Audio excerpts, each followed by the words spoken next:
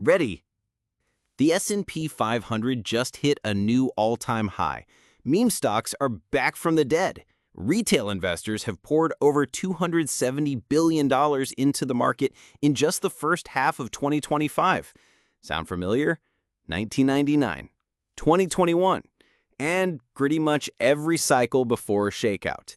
Here are 7 truths you might want to consider so you can make sharper decisions before it's too late. Number 7. FOMO buys turns panic sells. You saw the S&P 500 break records, Nvidia up 300% in 6 months, and Reddit screaming, "You're missing out." No analysis, just vibes. You jumped in because not having gains felt worse than losing money. What you didn't realize, the people you're chasing bought months ago, before the headlines, before the hype. According to JP Morgan, retail investors typically buy after stocks rise 14% and sell after just a 6 to 8% dip. You're the last to buy in and the first to freak out. FOMO makes you chase gains in the rearview mirror. Panic makes you slam the brakes before the crash even happens.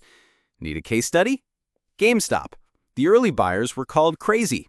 The latecomers, they've been holding the bag for 2 years. You're not seizing an opportunity, you're funding someone else's exit. FOMO hurts because others are winning. Panic hurts because now you're losing. And the market? It doesn't hate you. It just knows when you're weakest and acts accordingly. Number 6. The more you watch the ticker, the worse you trade. You think watching the market constantly makes you smarter. It doesn't. It makes you impulsive. Those rapid-fire clicks aren't strategy. They're dopamine hits. The more you watch short-term price moves, the more you're influenced by noise. Red candles make you doubt your plan. Green pops make you chase highs. You're no longer trading your strategy, you're trading your emotions. And that's when your portfolio becomes roadkill.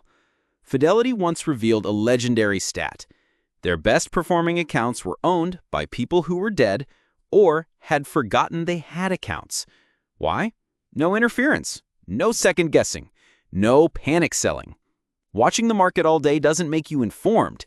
It just makes you tired, reactive, and fee generating. And guess who loves that? Your broker. Number 5. Everyone's a genius in a bull market. When everything's going up, you don't have to be smart. You just have to show up. Everything rises. Pick any stock, it prints. Suddenly, everyone thinks they've figured out the game.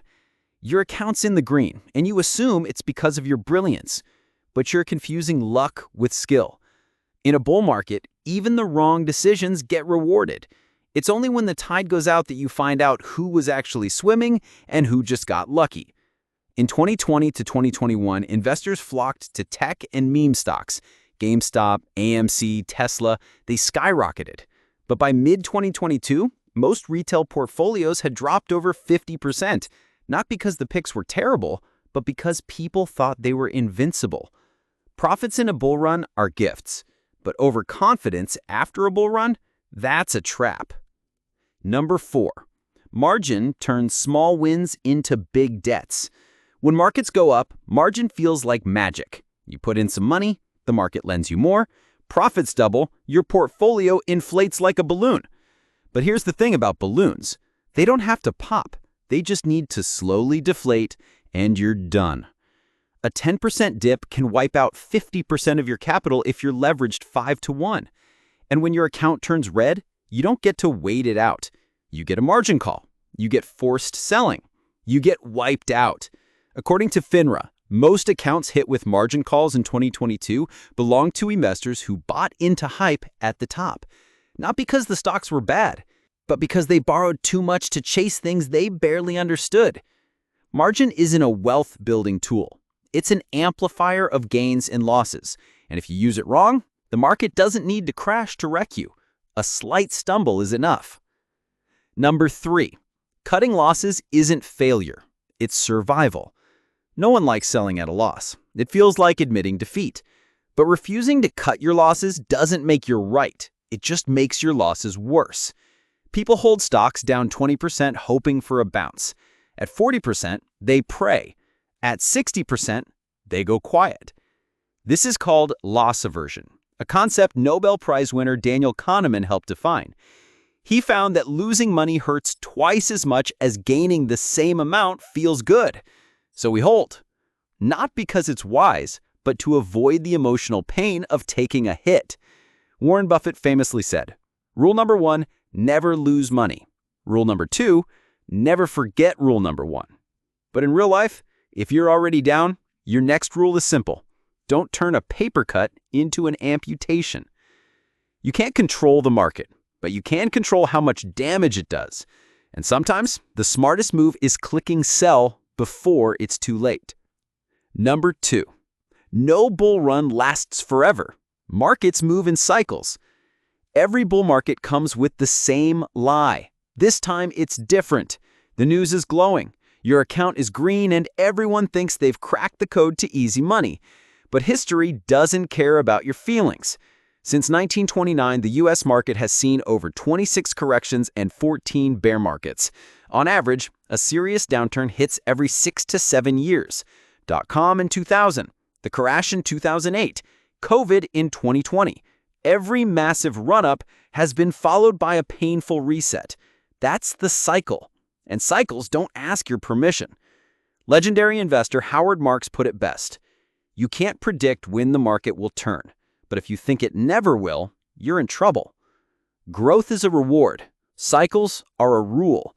You can't stop the seasons, but you can stop planting roses right before the frost. Number 1, real investing isn't sexy. It's boring, disciplined, and quiet. If you're chasing thrills, don't come to the stock market. Serious investing isn't about timing bottoms or going all in. It's about quiet, consistent decisions that are so boring, they feel wrong. Peter Lynch, who ran the Magellan Fund with 29% annual returns for 13 years, once said, "People lose money not because they don't know, but because they try to be interesting." The best investors don't shout. They don't brag. They don't drop tickers.